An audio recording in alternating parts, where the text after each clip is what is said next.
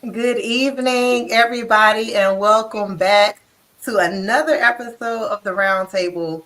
This Yeah, evening, I have a special guest, and this topic that we're talking about tonight is very dear to my heart because it is something that is personal to me.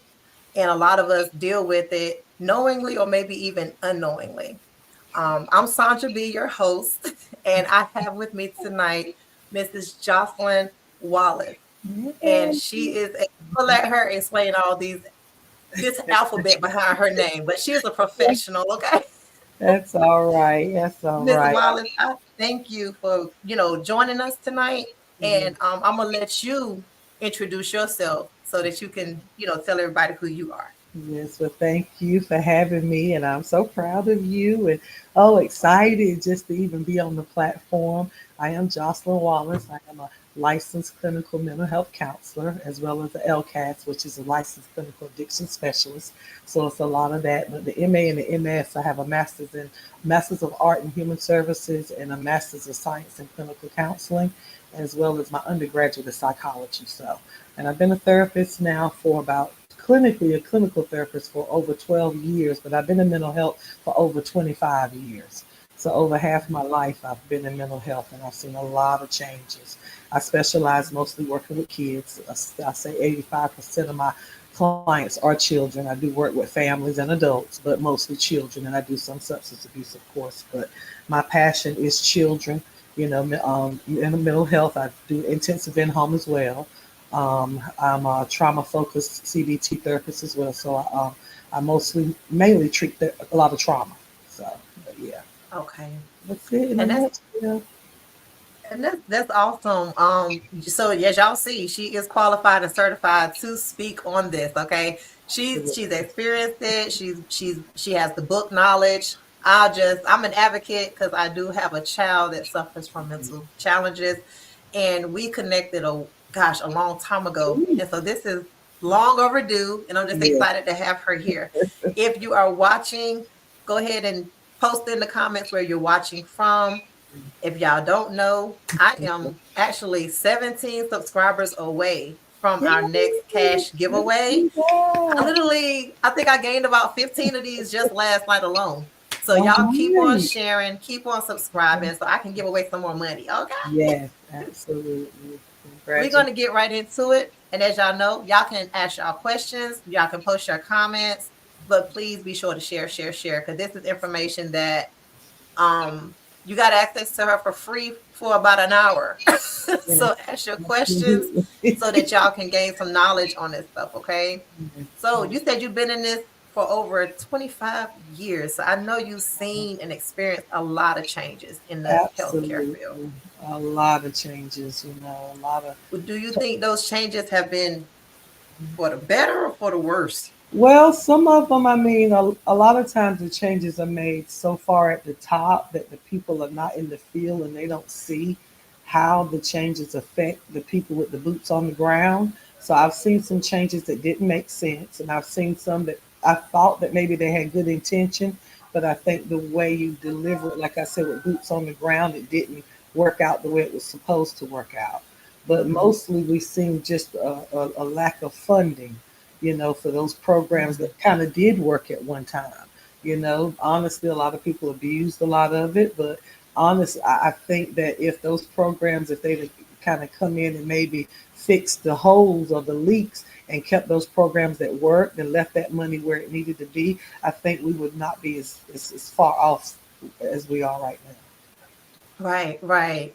So what made you get into this field? I mean, this is a Yeah. field that I don't I don't know. It's like me, I'm just thinking about myself. I deal with it because I kind of don't have a choice. So I kind of fell into it. And Right. because I'm in it, some people think that I should be doing this as a profession, but I'm like, this is not my Yeah. calling to do it for other people. So it's Gotcha. very commendable what you do because it's hard to get people to commit to doing this, especially for the right reasons. Yeah, and that's what I was going to say. That's another thing, finding a lot of effective, therapists, and there's a shortage in this field, and just having a passion for mental health, dealing with family members, as you said, some of Mhm. us, like you said, are called to only do it within our own homes or within our own little, community groups or family group. But for me, it was just a larger calling because I saw a lot of it, growing up. Right. And I realized in things that I dealt with as a child as myself, there were certain things I knew that if I'd had that particular help, it maybe had turned out a little bit different. So just wanting to provide that, for Right. somebody to Right. make a difference. Yeah, I definitely understand that. absolutely. So I know you mentioned, one of the biggest issues being funding. Hmm. But other than the funding, what do you believe are the biggest gaps in the mental health resources for juveniles today? Right now, yeah, especially for juveniles, I would say that it's a lack of having enough qualified mental health professionals. Okay. Everybody doesn't have to be therapists, so I would, definitely, make a battle cry out for more people that have a passion like you do, even though you say this not for you to help outside of your own family, but those that do have that passion to join, us out here with the boots on the ground because there is a shortage right now. Some good psychiatrists, psychologists, therapists, and like I said, qualified mental health professionals. Like I said, Right. my QPs. I don't. A lot of people may not know what intensive in home is, but it encompasses a team. There'll be a therapist as myself, and I'll have a qualified mental health professional as well as an associate mental health professional. Sometimes with that, have maybe only having a bachelor's degree, but having some experience working with kids. Those are my skill builders. I need, Right. those people that, like I said, boots on the ground. So I think Right. mostly that. And to be honest with you, being an outpatient therapist and seeing it, a lot of times it's lack of consistency. Parents have to work. Like I have a Mm, child that has, if you have a child that has issues, I have to take time off work. That child has to leave school for you to be able to get in that allotted time that therapist who there's already a shortage has a certain allotted time, and parents have to feed their kids. And a lot of times I see they'll start out and they'll want to do it, but they have to work. They can't keep up those appointments. And then this when the kid's about to be kicked out of school or, God forbid, they've, engaged in maybe self-harm behaviors and now I've got to come.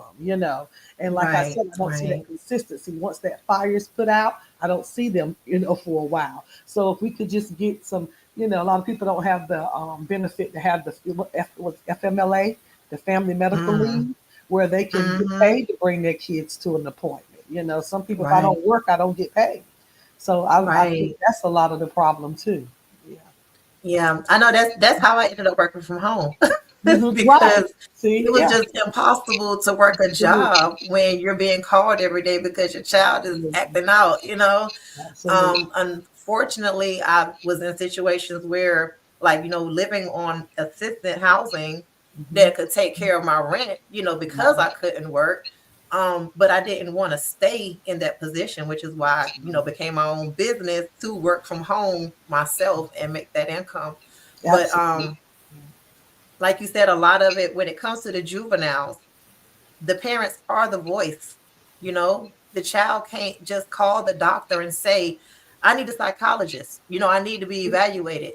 So it's up to the parents. And I feel like, especially in our community, a lot of parents don't want to think that there is something wrong with their child. Yeah, there's a stigma. There's a great stigma there, and a lot of times, like I said, I think parents are so busy trying to survive.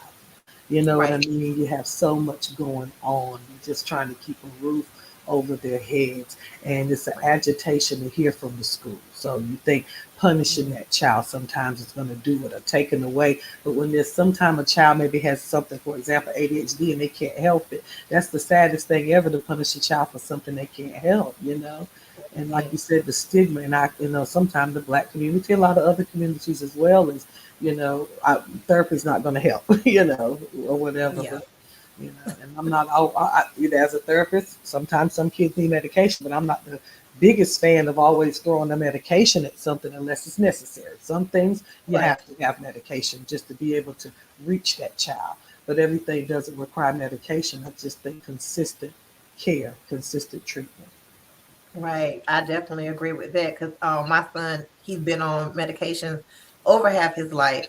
And now that I've gotten him off, and I'm treating him with supplements like ashwagandha, magnesium, and glycerin, stuff like that, he's been doing much better. Wow. Um, and trying to get these doctors to listen to the parent. Like, I understand and I respect the doctors and the medications, but at the same time, we as parents, we know our children, the ones that are actually advocating for their Yeah, children. absolutely. And when your child is on these medications and then they start developing more and more problems, that's when, you got to find somebody that's willing to take them off the meds and try something different. And I found over the years, when I say over the years, at least 12 years, these doctors don't like to take them off the medicine. And that's horrible for these kids. Yeah. And So yeah, a lot of reason that's because some of the symptoms that are reported, you think about it. You have a child that is aggressive, and you have other children in the home and you're trying to work and they need to go to school. They're disruptive. So a lot of times, like, what do you do? Because that's the only way sometimes you can get them to cooperate or to right, not right, respond in an aggressive way, to have something maybe to regulate their mood, to help them self-regulate. That's what I said. right, In some instances, we kind of have to have medicine, but where we don't have to have it, I think consistent treatment. Anything repetitive that you tell anybody you do over and over and over, it's going to become a pattern and a part of your life. So that's right, what I mean, right. consistent treatment. Yeah, Yeah. And that's what, and it is hard. I mean, because like I said, I've lived it. When you want absolutely. the help, and then it's like now you got a team that's supposed to come in your house 3 days out the week, Yeah, and when they're not consistent or when they come when they want to, it really disrupts your life, and it and absolutely. it, and it's not good for the child, especially depending on what their diagnoses are. That child has an expectation, and you showing up late or you not showing up, that's a trigger Absolutely. for some kids. That's right. But Um, that leads me into another gap. I was going to say, even when they were funded for certain services, for instance, intensive in-home, sometimes people don't implement it the way it's supposed to, just what you just said.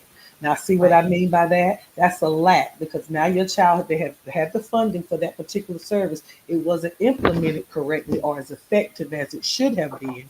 And even if it wasn't effective for your child, they should have seen that within the first 60 days, referred him to a high level of care or something else that was more effective, rather than just continuing to build a service that wasn't effective for that child. That's why having right, a really, really good team lead, someone, that clinical person that knows if the interventions, what we're doing is not working, then we should not continue to do it. We need to do something right, different. And if what we're doing at this level is not working, this is what we have these levels for. But a lot of times we don't do that. Like, for instance, if they don't do what they're supposed to do intensive in-home, it gets worse. And so, well, he's had mhm, intensive in-home.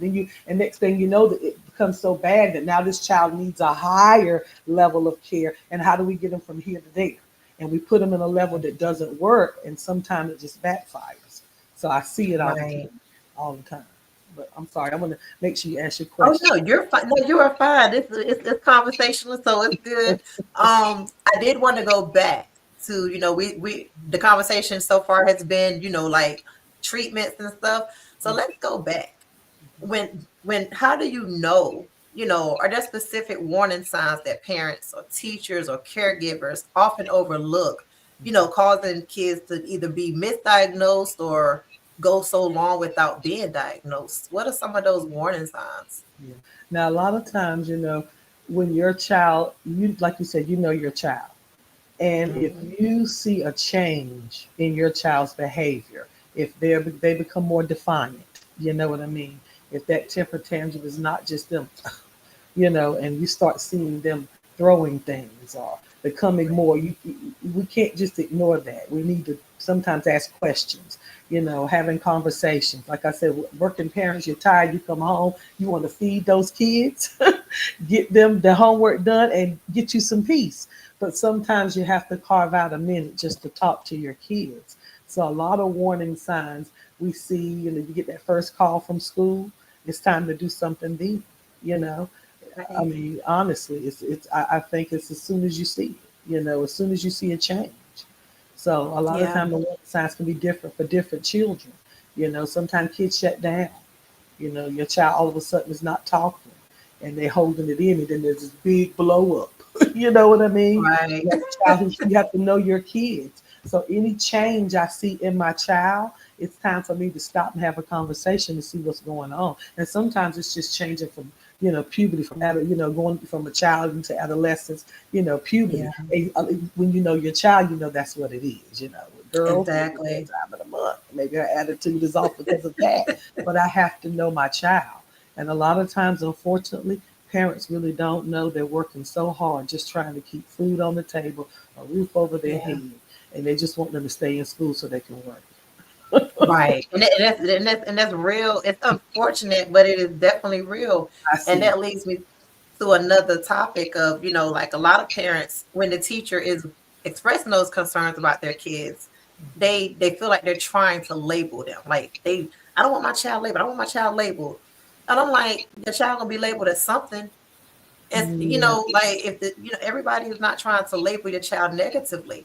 And yeah, so I think because of that, a lot of teachers have probably fallen back from trying to let the parents know what they are seeing, because so many parents are so defensive.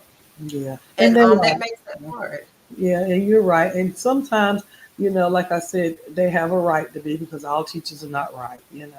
But Mhm. like you said, if that teacher has told me that my child is doing something to disrupt the learning environment, I need to do something about that, right? Right, Whether you're right. talking about labeling my child or not, because I'm not just sending you to school just for school to be a babysitter. I want you to learn something while you're there, Learn something. right? So if That's you're right. disrupting the learning environment, that's what my concern needs to be about, not so much a label. You get what I mean? Right. Exactly. Don't make me label you. Okay, that's as a parent. That's what I'm saying. Let me. I'm not so much worried about that, but I don't want my child disrupting somebody else learning or his own ability to comprehend what he needs to Exactly. comprehend for the day. You understand what I mean? Exactly. Taking education a lot more seriously. For Right. in that matter. Yeah. So, Hmm. do you think that schools are doing enough to address mental health issues, or is there a need for more systematic changes? Yeah, it definitely is a need for more systematic change. You know what I'm excited about is that North Carolina has allotted $835 million into mental health.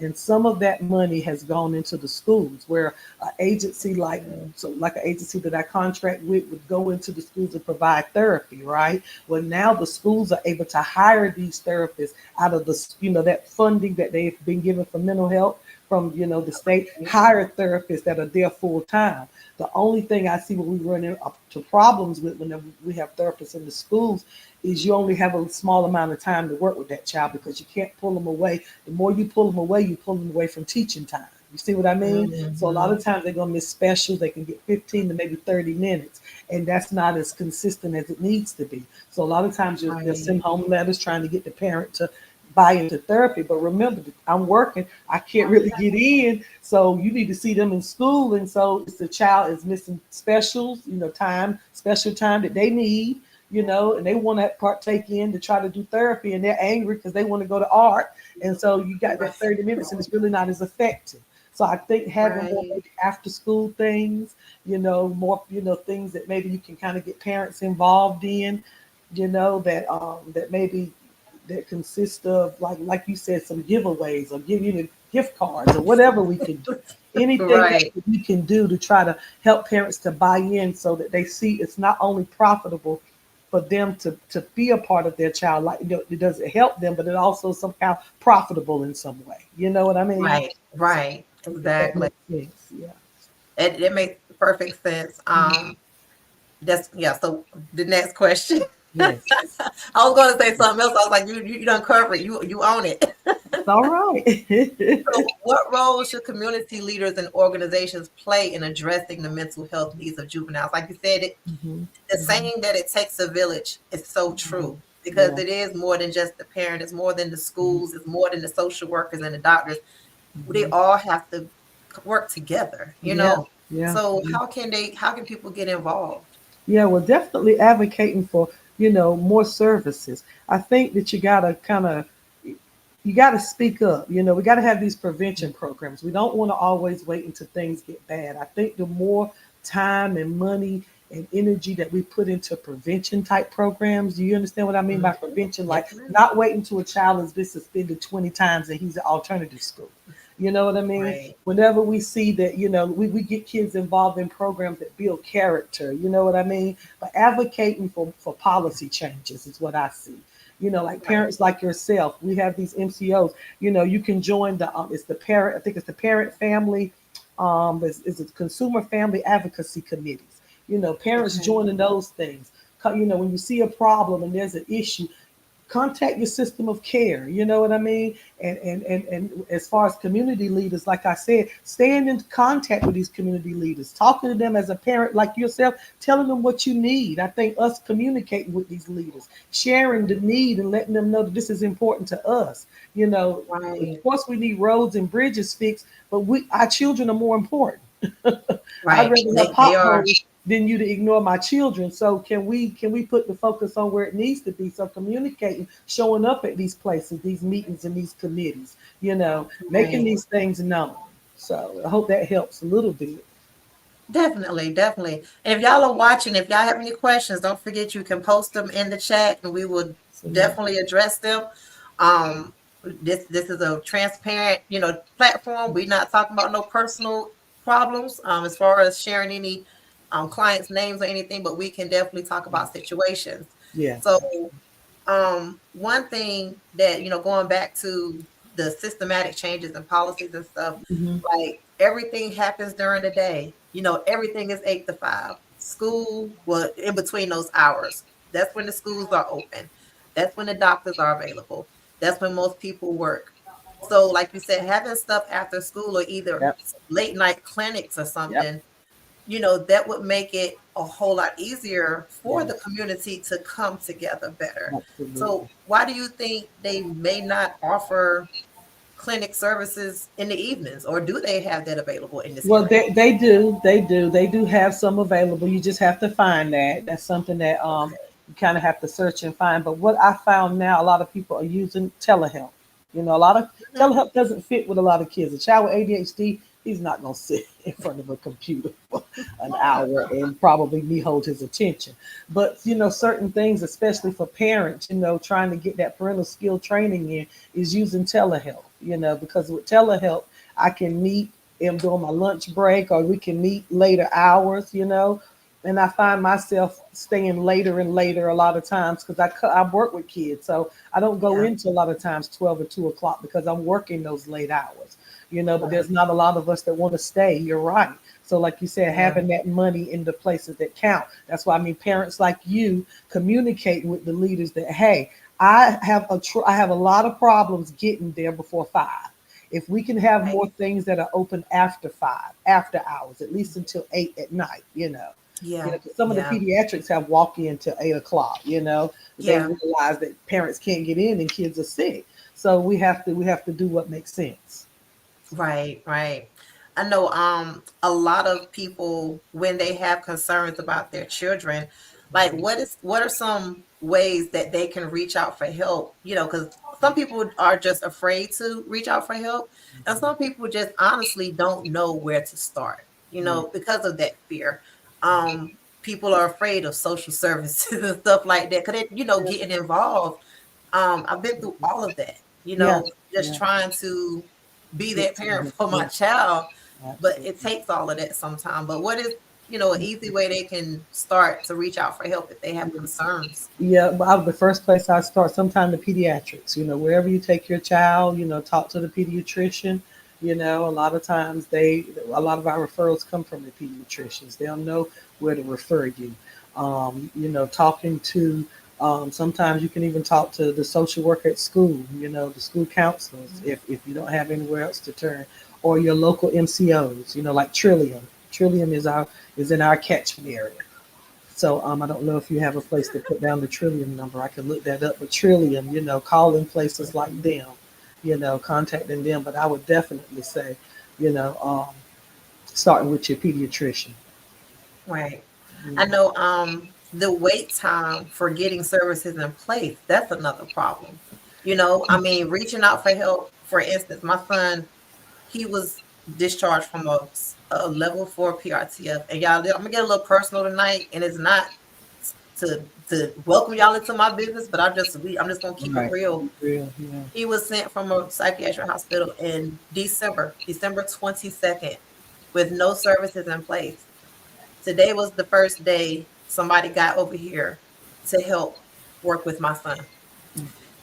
If you're not familiar with, like, okay, let me back up a little bit.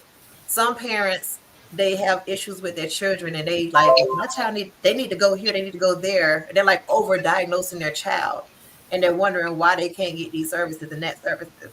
And it's like those kids have to have a major issue for them to go get to these places. Absolutely. And for a child like my child, and he's not the only child, I'm just sharing my Yeah. experience, to have these types of diagnoses and to be left without services for this long, that's unacceptable and it's Absolutely. It is. unfair. It is. It is.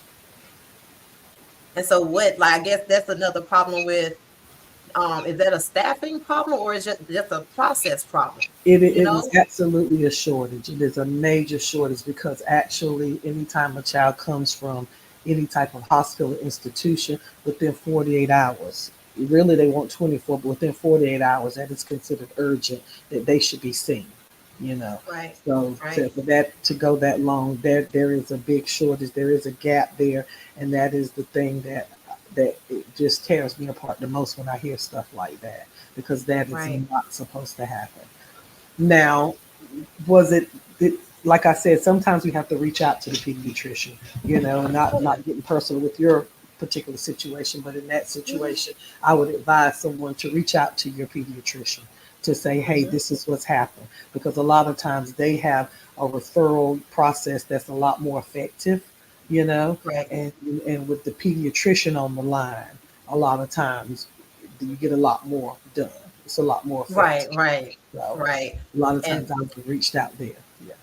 okay. And see, with in my case, he's already directly with Trillium and stuff. So Hmm. like when I do Hmm. reach out to the pediatrician, Hmm. they can't do anything more faster because the referral is already sitting with Trillium. To the for the truth. That's what I say. But to say, hey, nothing's happening here. What else can we do? So my yeah, Because that is their primary care physician, and that's their job. right, So sometimes we have to kind of pull coattails and kind of make people do their jobs. Okay, you refer right. me to Trillium, that's not working. Now what? You know. Now what? I know Yeah, that's right. yeah, yeah. I was going to share the number for Trillium too, like I Thank said, you. so people can know Yeah, um, how to contact or who to call right, when you have concerns. right. Some people haven't been diagnosed with anything and they could be going through a manic state, because they've never been diagnosed, or somebody just thought that they're crazy and that's cute.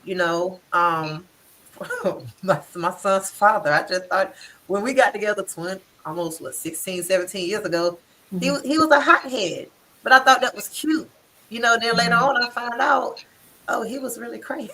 There was an But issue we, with we it. don't know it's an issue here Right, and it's right, real, right. and it went unaddressed. So Yeah. as far as like the gaps being the shortage of people, people wanting to work, where do you envision this mental health care field really what do you see it looking like in the next 5 to 10 years if more people don't want to do this job? Well, it's scary. I'm gonna be honest with you. I think that's why right now we should be spending a lot of money on training the ones that are here to be more effective.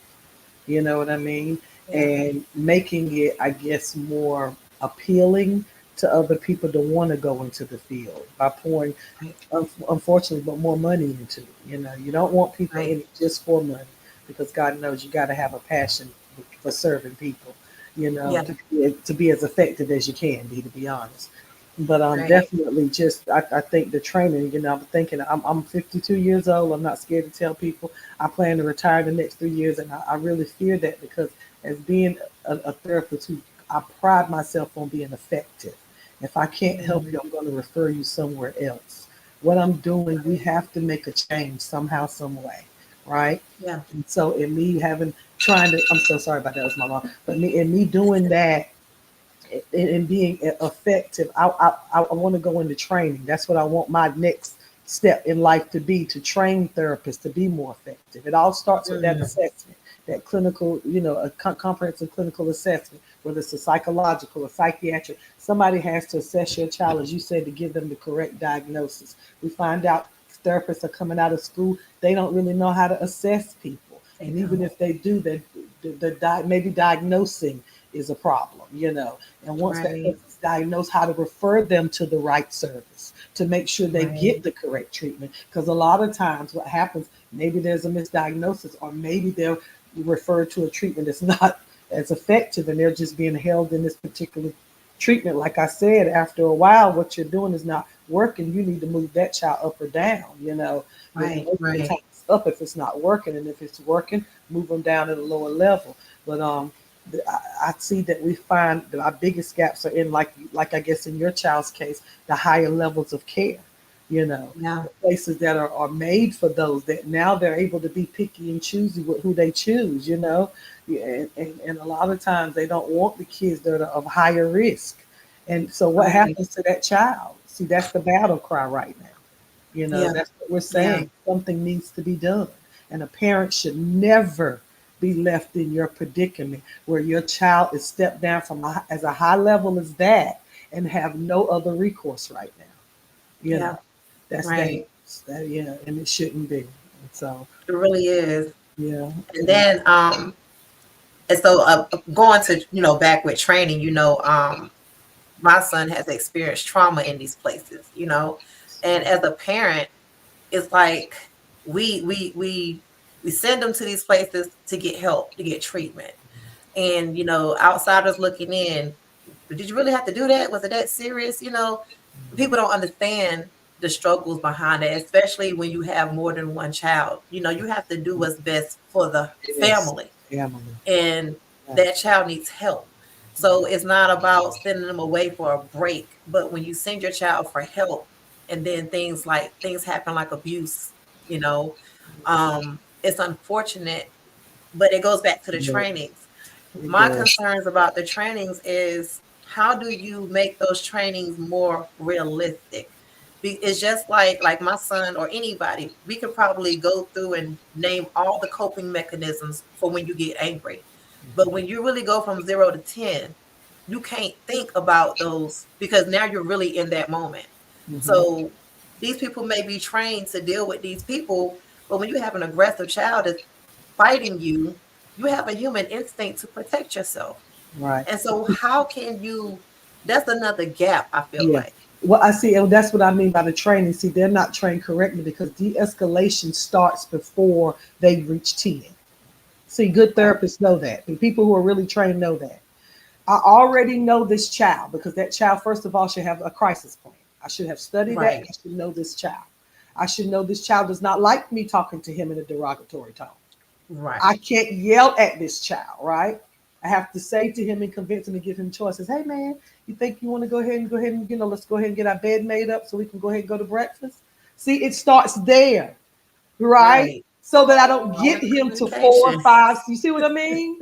So that's what I Right. mean by training. We need correct training where we Right. de-escalate. We never get past there. Like it's something that I do with a lot of kids who have anger issues. We talk about our triggers and we number them from 1 to whatever. It's a paper and it gives all Right. these things. Do you get hot? Do you scream? Do you yell? Do you make an ugly face? Do you ball your fist? And we number them from 1 to whatever.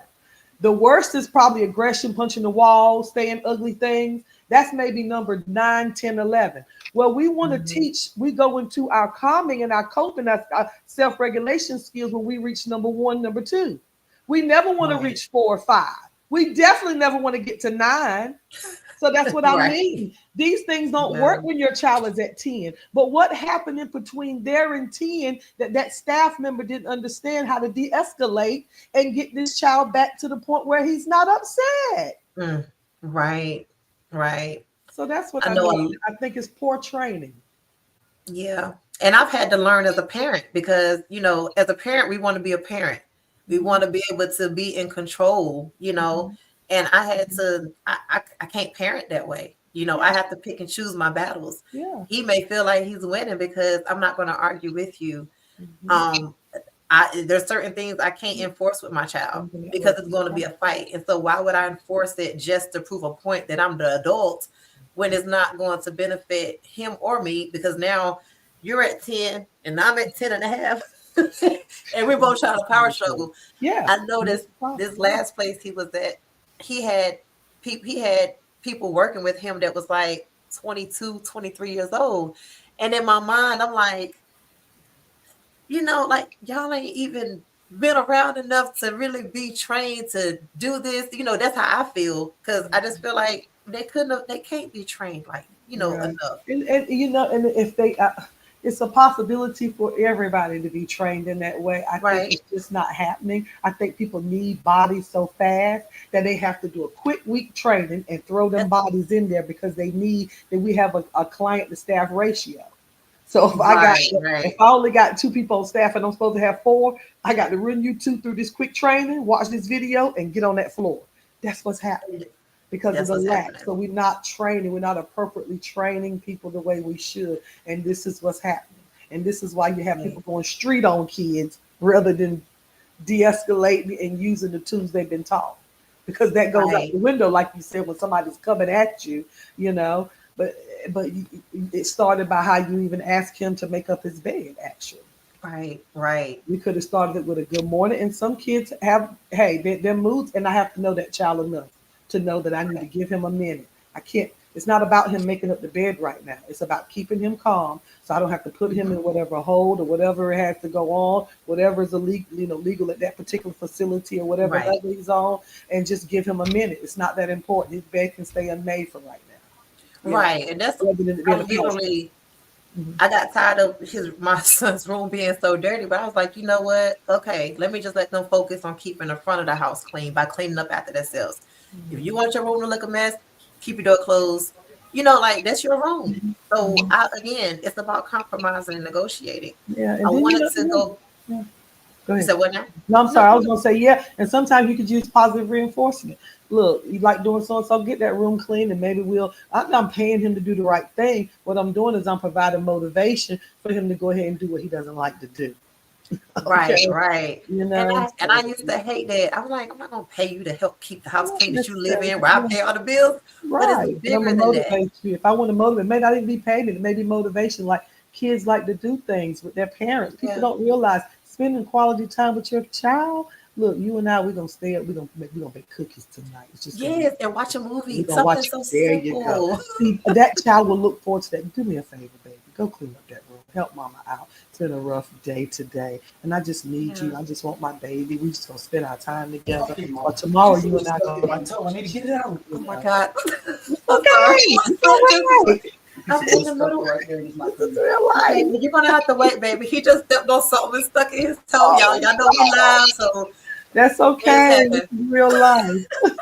Poor I baby. was gonna I was gonna go back because I know the topics about the gap for the youth, but you also work with families and adults. And I think that parents' mental health plays a major part in their children's mental health. So I was one of those parents. I thought therapy was not for us. I ain't gonna lie, I thought therapy wasn't for us. Okay. And so I ended up getting into therapy because of a situation that occurred at one of my son's appointments. And I reluctantly went because I didn't want them to think that I was the the main contribution to my son's temper. Gotcha. Gotcha. And I have been doing I fell in love with therapy. I did. And I'm an advocate, and I feel like whether you think you got a problem or not, it does not hurt to go and talk to somebody, Absolutely. because we Yeah. have to be in a good space to be able to help and be there for our children. So it's not always just about getting the child help. It's Yes. about getting yourself help too. And Absolutely. right now we are doing family therapy because if he's the only one getting treatment or getting trained I or understand. help, how do we know how to, we all got to be on the same page. Yeah. So how do you go about when you have a family that you're working with, right? And Mm-hmm. you see a kid, this kid is just bad, but you can obviously see that the parent is the problem. How do Mm-hmm. you go about trying to help that parent, Yeah. you know, Yeah. Yeah. I know without it exactly just what you being about mean. the child? Yeah, and see, and that's why intensive in home. That's what it is. It's a family service, and we provide what we call parental skills training. So parents sometimes have to have A lot of times they may not want to do therapy, but I say, hey, can we come up with new ways to that are more effective? If what you're doing is not working, so we go in and we try to train them on, like you said, certain things where I'm gonna pick my battle. Maybe I'm gonna be selective ignoring is what we call it. Everything doesn't have to be a big deal, but most of the time, I have them view it as us just training you, us showing you new ways to do things. You know, until that, like you said, a parent like you who actually sees that therapy is working. You know what I mean? They see the need for it and they buy into it, a lot of times. Right. But having, like I said, therapy is not always about having a mental health issue. Sometimes we just need a place to unload. You know, we need somebody to truly understand, because holding it all in sometimes creates the problem. So, Right. yeah, Right. but a lot of times I have them view it as training if they're not into therapy. Maybe just me showing them more effective ways of doing things to get their child to respond. You know, Right. and a lot of Right. times that's the main issue most of the time, because like you said, you work with a child and put them back in the same environment and nothing changes in the environment, then it's only going to be effective while you're there. And that's why a lot of times they Right. find out intensive in home during that 6 months things improve, but once that's gone, it goes right back because that parent is working. They're used to me coming to the house. Now they're not going to take off work and not come see me at the office. Right. Right. You see you coming into the house. I can't get off work and come see you. So like I Yeah. said, it's a plethora of things. Yeah. Yeah. Yeah. And like I say, it definitely takes a village, and it's a self-awareness thing. Mhm. Once I really realized what was going on with my child, first thing I did was looked at me. I, Mhm. oh, Sorry, can thought you I hear went me? out. Yeah, I can hear you. It went out for a minute. But yeah, so the first thing I did was looked at me. I'm like, okay, I'm the parent of this house. Like, what Yeah, can I do to yeah. help make this better? Because even though it's a mental issue, I contribute to that. I raised them. It could have been something I did that traumatized him, but I had no idea it traumatized him. It could have been a relationship. It could have been a breakup. And those are things that's hard to take into account. Like, he wants a dad. I'm a single parent. They're like, well, yeah, that's the problem. Okay, that's a problem that I can't fix. His Yeah, dad is not yeah, here. I'm a single woman. So can we talk about what's realistic? He wants a dad, but he absolutely. can't have a dad. We got to look at something else. That's right. So self-awareness, definitely talking with somebody, and the fact that I have a good support system, You and do, yeah. you're part of that. I have a Yeah, wonderful support system, and absolutely. without my support system, I don't know, I would probably lose it. Yeah, but you do a I great would job. You probably are a lose it. wonderful advocate. That's another thing. Just that's the one thing I would Oh, want people to glean from you: how to advocate, and how not to be afraid, like you just mm, said, to admit, hey, no matter what my shortcomings are, I want this help for my child, and I'm willing right, to do what I have to do. I've right, watched you, like I said, you become an entrepreneur just so you can have that time with your child. Everybody doesn't have that luxury or that opportunity, but I have seen right. you do that and be the biggest advocate for him. And so that if anybody can take anything away, advocate for your child. You know. That's what I say. It's like, the kid Mhm. can't ask for the help themselves. It's up to the Yeah. parent to do that. But if and I want to share the number for Trillium. Okay. Hold on one second. I think, yeah, I got it right here. Yeah. So Trillium, y'all, that is the MCO. Here we're in North Carolina. If you're watching and don't know where we are, we're in the state of North Carolina. So Mhm. Trillium is our managed care. What is it? Managed care Uh-huh. organizer. It's the managed care organization. Yeah, they're the Yeah. ones who provide Medicaid, and they take care of the services for Medicaid, billing for Medicaid. And it is in our catchment area. I think if they're in the Raleigh area, that's Alliance. But in our catchment Okay. area, which our catchment area is pretty big, Greenville, Right. Wayne Yeah. County, Duplin County, all those counties, Nash County, that is definitely Trillium. So, and if you And if call you them, call them, yeah, they'll let I you. would say the same thing. They'll tell you which one you got to call. Absolutely, absolutely, they But will. and don't be afraid to call to find out if you feel Mm, like there's something off with your child or yourself, or if mm, you know somebody, don't be afraid to make that call. It could save a life. I mean, mental health is nothing to play with, and that's something else I wanted to touch on before we close. Mental health is it can be something very, subtle, but it can also be something that can, I mean, and uh my friends, a lot of my friends are so concerned about my situation. I have a friend that had a child that actually murdered the parent because they went through a psychosis, and that parent didn't think something was wrong with that child, and that child killed that parent in their My sleep. goodness. And it was a mental issue, y'all. Yeah. So, this is nothing to play with. This is I real. would rather you report something or call for help and let Trillium tell you that there is nothing wrong than for you to just sit around and wait for something drastic to happen. Absolutely. Yes. And it's nothing wrong with getting help. Getting an evaluation, talking Mhm. to somebody, it doesn't affect anything. It's not public record. Yeah. Nobody has to Confidential. know. No, it's actually confidential. Actually, even with with Medicaid, we have to sign something to say that we can talk to the pediatrics, but you can actually refuse to sign that and say you don't even want your doctor to know. Things are confidential. Right. When I say confidential, it is definitely confidential. No one has to know, and we have to erase the stigma. If you had Yes. cancer, you go to a cancer doctor.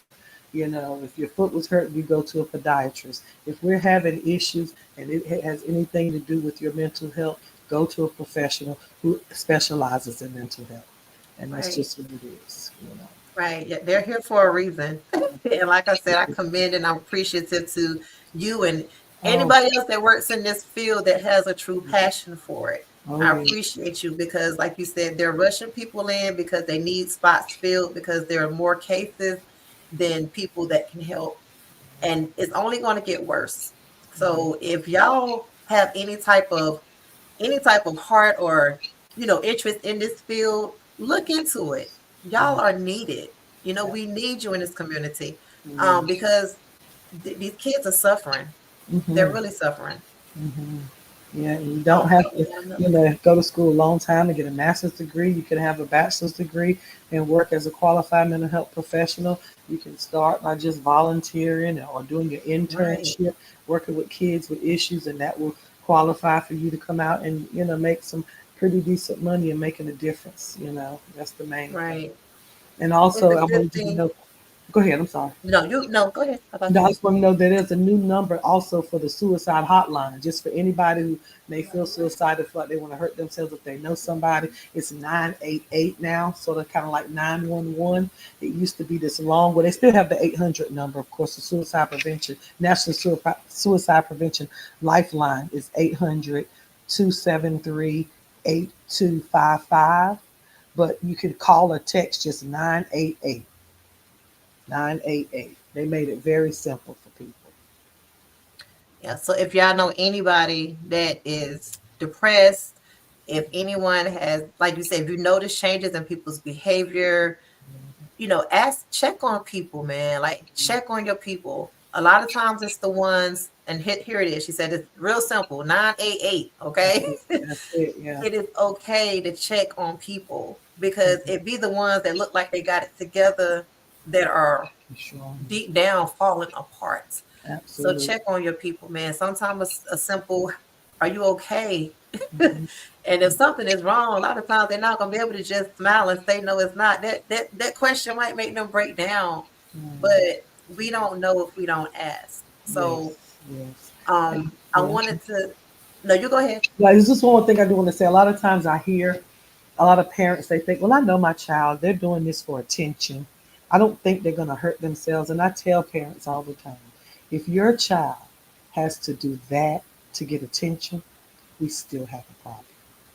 Right, We right. still have a problem. So you still need to see somebody. And a lot of times, I'm not saying that it's not, but we don't take chances. We don't play games with lives. So we Jake. still address that. And if it is for attention, we need to address that because a child should never have to go to that extent to get anybody's attention. I So completely agree. just want Yes, like Donette said, take it seriously. to thank Hey, y'all, I saw y'all speaking. I didn't want to be rude and speak while she was talking, but hey, you. Donette. Hey, Donette. All everybody. Thank y'all Yes. so much. Yes. This is So I want you to let the people know how they mhm, can, mhm, raise awareness. Like we're in North Carolina. mhm, This live will be posted. It's available. one thing that y'all can do is share this live, share this Yes, podcast, raise absolutely. awareness.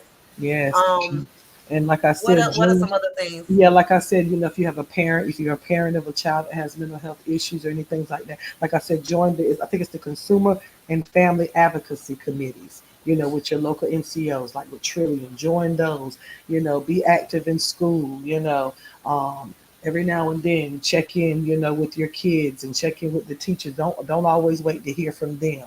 They spend a lot of time with your kids, sometimes Yeah. they notice a change before you do. Because, like I said, we're rushing in. Sometimes, if you got multiple children, you got a lot of things going Mhm. on. Somebody's playing sports, somebody's doing this. And sometimes that child, you just used to a teenager going in there, closing that door. And that's what they Yeah. do, not realizing when they close that door, they're in there crying or hurting themselves Mm. or doing stuff on social media they shouldn't. So sometimes check in with your your children's friends as well. Know who they are. Right, right. Those That's type of right. yeah, those type of things that we can Definitely. do to start in the house. And like I said, notice changes and advocate, advocate, advocate. Talk to Yes. lawmakers.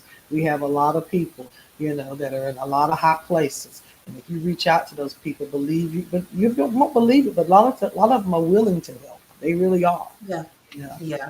So, but yeah. So that's one thing I'm gonna do. I just Googled the Consumer and Advocate Mhm. Committee. I mean, although Consumer I and ain't family that advocate. crazy. Yeah, it was. I think it's the CFAC. CFAC for Uh Trillium. huh. Yep, I'm Yep. looking right at it. I think you would be a great member. You need to join that committee, Sandra. You I'm need going to to join. join because Yeah. I'm part of Facebook groups with other parents Yeah. that that Mhm. have these same issues. And I say I don't want to do it for other people. I mean, like I don't want that to be my career, Right. but No, you I understand. do Right. advocate, and I help people with sharing resources because a Yeah. lot of parents are just now starting to deal with it, and I've dealt Mhm. with it for 12 years. Yeah. You're So I better. know a little bit of something. You're better. And Absolutely. I'm not afraid to climb the ladder. Yeah. If it's not done on one level, I need to talk to your manager. I need to talk to your boss. I mean, Absolutely. I've had Trillium in court to get services for my son. Yeah. So You you are. got to be willing to fight. Yes, You you got to are. be willing You to are a fight. super duper advocate. So I commend you. I tell you, you are my hero. And Thank even with this you. podcast, reaching people, it Oh, really has. It's just been a pleasure to see him. We have these private conversations all the time, but if this yes. conversation can help one family, I am so ever grateful. Yeah. And that's exactly what it's about. We can't help everybody, but if it touches one person, hey, that was all worth it. Right. And Um, they can email me, reach out to me. I'm at Goldsboro Counseling Center 3 days a week, but that's my email. If you have questions, concerns, or whatever, or just need help with referrals, I will gladly help. So, Right. And so I got one more question for you, and this yeah. is a question I ask all my guests. Most of them are entrepreneurs, and we became entrepreneurs for a reason. So Yes. I always want to ask, like, what is your end game? Right. Well, like I said, my end game is to retire early and to train good therapists. Make sure that I leave the field with enough well trained, well seasoned people so that it's that not only will people just say I went to therapy, but it was effective. You Mhm. know, there was a change for the better. So the end Yes. game is to create as many effective therapists as possible so I can retire. I love that. I love it. So you want to make an impact. Absolutely, You want to absolutely. leave your mark in the mental I health have to. I have industry. to. I have to. It's And a if never ending and I battle. believe you will. I believe you have already. Thank I'm sure you you. already have, Yes, yes, a and never continue ending to battle. do so. Thank you Yes, so ma'am. much. I appreciate What you. if you don't have anything else you want to share before we go? I think this was well, not I think this was very informative and Yeah, very helpful. thank you And I so hope y'all watching learned something. Um, it might not be your kid, it could be you. You might be watching much. this and be like, "Dang, I might be a little crazy." Crazy, but Oh, look, admonitions. if you feel like you might be a little crazy, they're gonna number y'all. There's definitions, But so it's thank hard you out here, for especially out here running businesses and stuff, y'all. It does not. It don't play with your mental health. mm-mm. Yes, Dinette, she has, and she will Oh, God bless continue. you. Thank you. Thank you Great so much. information. So we're getting Yeah. some feedback. Y'all Yeah. share the live again. I'm 17 subscribers away from another cash giveaway. Hopefully next Friday I can give away some money. Yay. Thank you so much, Sandra. I appreciate you. Thank You're you my so hero, much. girl. You're my hero. Thank you so much. Yeah. Y'all enjoy the rest of y'all night. Thanks for listening to us tonight. Thank you for tuning in. Thank you for your support. Thank you for your time, Miss Donna. And we'll talk. And Yes, y'all, we will. I'll see y'all next week. Yeah. Same time, same place, but a different place, a different face on that side. That's right. Take care. Y'all have a good night. Bye.